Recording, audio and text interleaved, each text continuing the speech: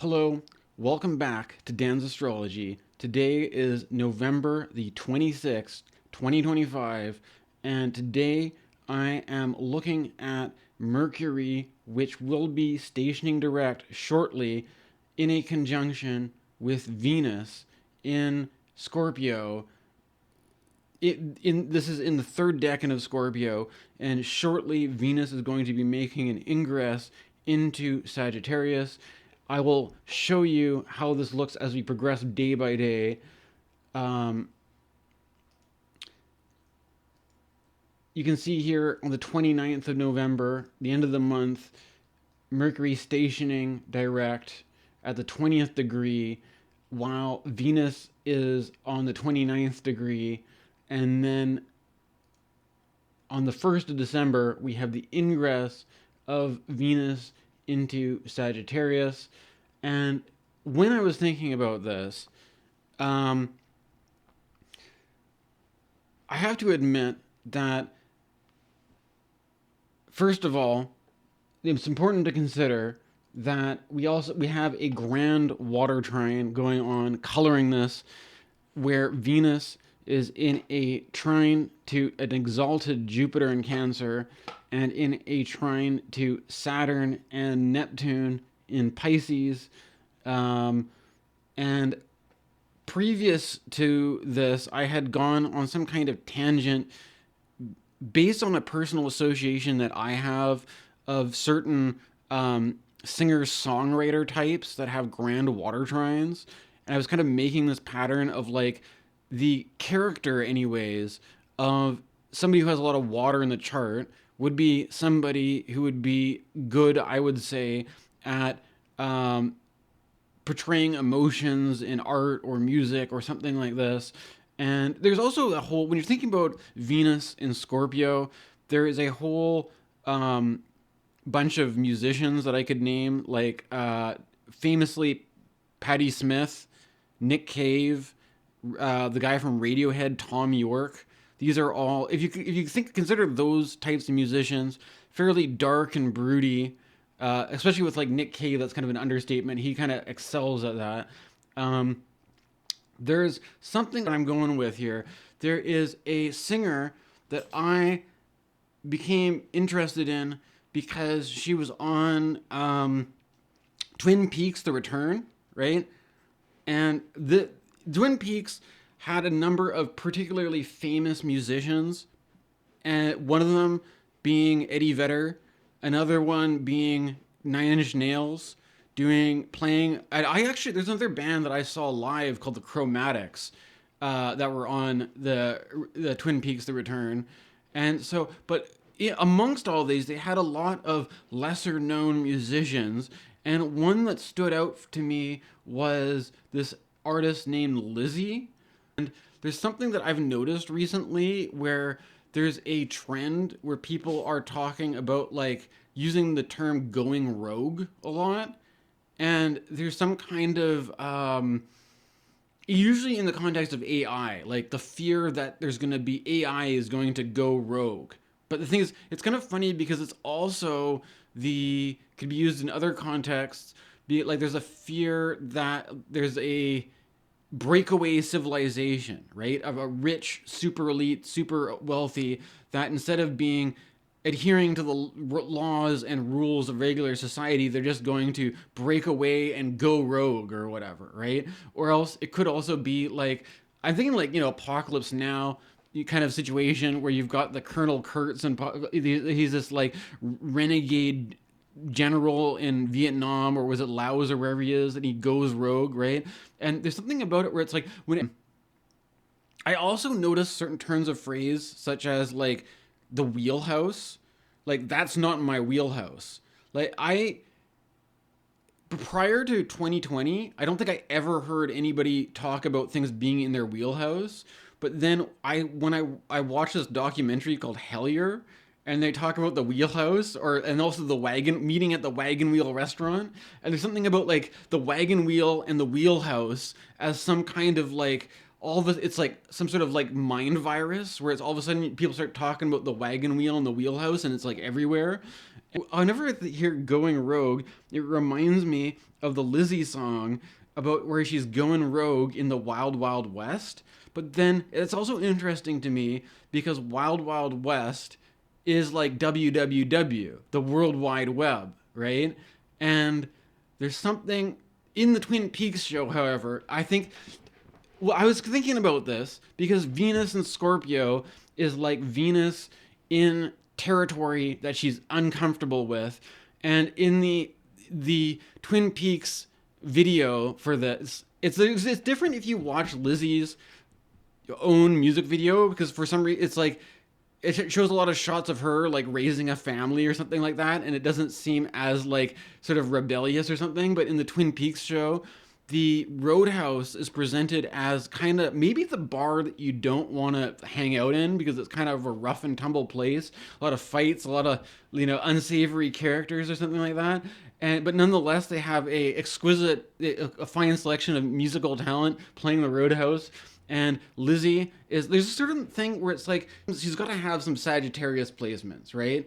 And I decided I didn't had no idea about like whether what her placements were, but I was like, maybe this would work for this Venus transit. And what do you know? I looked up her birth chart. I mean, I don't usually use this website. I don't know how accurate this is, but it says doesn't have a birth time. Her birth date is the 21st of November, 1982, meaning that she's a Scorpio with Moon in Aquarius. And what do you know that she's got Venus and Mercury in Sagittarius, right where we're doing this transit of Scorpio into Sag, and she's got this big lineup of Scorpio and Sagittarius placements, meaning that this actually works quite well for this kind of vibe, right? And that's so maybe there's this kind of dynamic where she's like the lyrics of the song. Well, I guess I have the lyrics in the other tab here. She says, "I've been living my life on the edge. I'll slip and fall if I take one more step. There's safety in numbers, I guess, but I'm going rogue in the wild, wild west." And now this is kind of interesting because for me, there's two things going on here. Safety in numbers in the wild, wild west. What if this is like the safety in numbers is like the AI, which is calculated so that it only chooses financially, economically safe choices, and the wild, wild west is actually the wild, wild west of the internet, and that you're taking the risk of not being popular or something like that, right? Like you could read it at that line, or you could also read it as like a rogue AI, which all of a sudden starts doing things which are not adding up to the rationally calculable things that it should do. There's a pretty rough and tumble kind of bar, and then this who's this girl touring who comes on like she's been living her life on the edge, and she might slip and fall. This is sort of this is kind of like the Scorpio. It's like the Scorpio danger where you're like it's exciting, it's dangerous. You don't know, you're playing some sketchy bard, you might be in trouble or something, but you're just kind of rolling with it, right? And there's something about how there's this like Venus with this trine to Jupiter right now, where it's like you feel like you're like kind of gambling a little bit, and that maybe if you like, you might get lucky or something. The side effect of this is that the YouTube algorithm ended up spitting out a recommendation for Lissie covering a Kid Cudi song called "The Pursuit of Happiness." And this actually, I think, is even perhaps better. There's this video of her playing this song at what's it called, Brighton Great Escape in 2010 or 2009, something like that. And I think it was 20. There's like something about this where it's like it feels really like maybe it goes with the Mercury retrograde thing because it feels like very like out of style. Because if you take whatever's going on now and then you take like what would be going on 15 years ago, that's pretty old stuff. It's like I have to also admit I don't remember the Kid Cudi song at all, and but there's something about it where it's like listen, like there's like all these EDM remixes of it. But then listening to this Lissie version of it, with this Grand Water Train stuff, I felt there was this sort of emotional thing where it's like, it's really funny because I'm not even sure if I'm really a fan of the Kid Cudi song, but it captures the sort of feeling of like a bunch of dudes who are like having this positive, like they just want to go out and party or have a good time, but it's like a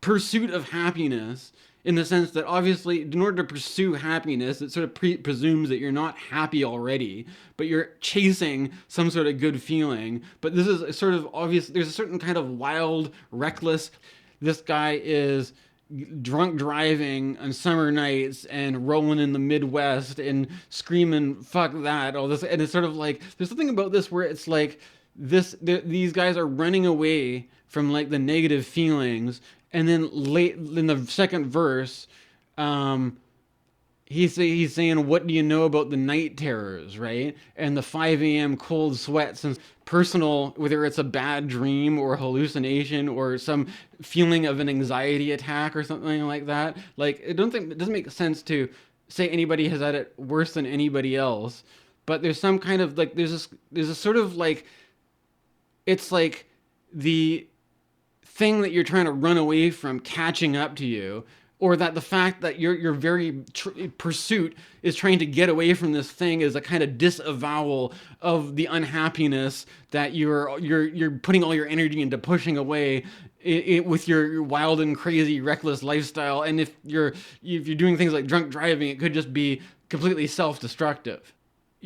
You have a certain kind of license, I feel like, when you're young, to be kind of reckless and crazy and stuff like that. But it's also kind of like, what if you are just, by living like that, you're just running away from some negativity and then manifesting that negativity in a bad outcome, and that you never, the happiness you're supposedly chasing is just illusory. It's kind of brilliant because it's like playing at a big music festival where everybody wants to like be happy and have fun, but everybody's also has this anxiety. We're gonna do like drink lots of tequila and get really high and then do all this stuff to just get away from, and then you wake up in the middle of your days, you get a night terror while you're hung over in the middle of the night, like, oh, the thing that I don't want to think about is the return of the repressed is caught up with me, right?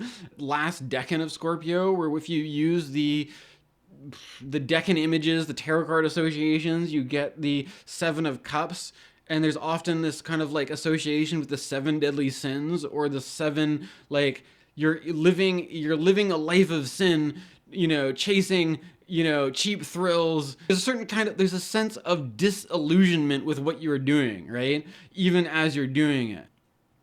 You're playing like a Super Mario game, and it's like the ground you stand on is always some sort of platform that's like shaky, and you're gonna have to hop off of it onto another platform, right? There's this kind of sense that like the unhappiness is like creating this agitation where these people, these personalities who lack the ability to just be, and that their pursuit is always like your Mario jumping from platform to platform. It's always crumbling beneath your feet, and you're in this constant motion to get away from it. And then like you're like that whole thing where you have those dreams where you're just like, whoa, you feel like you're falling all of a sudden, right? It's like that kind of like you're on the Mario platform that's like falling under your feet, and you're like, whoa. Another Venus and Scorpio personality, by the way, Bruce Springsteen. And he has, you gotta take your opportunities with this sort of like Sagittarian swiftness, right? My lifestyle, where I live at home with my family, which provides me a certain sense of stability and security, and perhaps it's also generally a healthier lifestyle than like being a young 20 person partying. But there's some kind of, I don't know, I find myself very, with this Mercury retrograde, looking back, remembering things. There's also this Patti Smith song, another Venus and Scorpio. She just released a unreleased song called Snowball, which is like a bunch of memories coming back and hitting her like a snowball, basically. Not necessarily good memory. I have been staying away from a lot of the AI stuff personally. I decided last year to spend some time working with a therapist, Like, so instead of me using a chat GBT for therapy, I'm going to be like, I got some money, I'm going to pay for a real therapist. And then my therapist ends up getting into chat GBT, and then he gets, like, he gets chat GBT psychosis. Like, it's just pragmatic for me just to, like, avoid AI. There's also a lot of stuff going on, like, with the Epstein controversy, but I'll catch you next time. Thanks for watching.